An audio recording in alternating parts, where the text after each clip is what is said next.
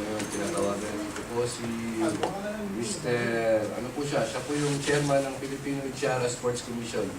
Dito po sa Ibaque, Chiara. Tinatawagan ko po si Mr. Romeo Gonzalez.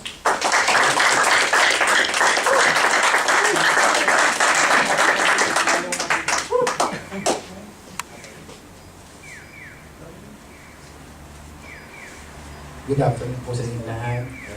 Merry Christmas and Happy New Year.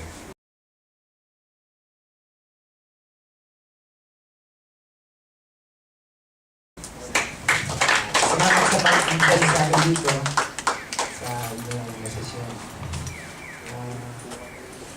Ako po si Romeo Gonzalez, ang presidente ng Chiara Basketball Association dito sa Chiara. Ayun po, meron akong nakita sa ibahan ng ako at sa aking ginagawa. Kasi po, nung bata pa ako, may mga nag-i-invite sa akin na sumali sa fraternity.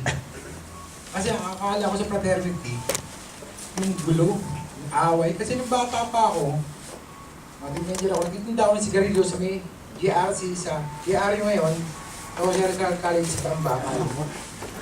Nakikita ko yung mga fraternity. Walang ginawa kundi magbasag ulo. Hindi magbatuhan, ganyan ang ginagawa nila. Paano kung sasali sa ganyan? Sabi ko sa sarili ko. Ngayon, nandito na ako sa Japan. Nakikita ko yung anak ko, sumali sa fraternity. Mga pamangkin ko. Ngayon ba na sila ng ako? Kinakabahan ako. Sabi ko, at yan, sumali sila. Hindi ko alam, akala ko ang fraternity ay gulo. Sa nakita ko dito sa ginagawa nila, Brad Johnny, tumutulong sila sa may mga sakit, nagdodonate sila ng dugo, nagdodonate sila ng hospital. Ang sa mga problema, ibang klase pala fraternity, maganda. Akala ko gulo. Kaya nagpapasalamat ako sa pagpasok ng anak ko sa fraternity sa Acro dahil nakakatulong siya. Kasi ganun din ang ginagawa ko sa kapwa ko dito sa Japan. Wala po kami ginawa dito kundi magpasya ng tao na tumulong sa mga taong medyo ganyan, kung anong pinagagawa nila. Yung magkaroon ng mga games para magkaroon sila ng bonding. Ganun din ang ginagawa ni Brad Johnny. Kaya nagpapasalamat ako sa kanya dahil akala ko, ang anak ko na nahatak sa hindi maganda. Yung pala nasa mabuti siyang kalagayan at nakakatulong siya sa kapwa niya. Kaya sana, sa mga darating pang araw, pagpatuloy niyo yung ginagawa niyo sa pagtulong niyo sa kapwa. Hindi po, napakasarap pong tumulong sa kapwa natin.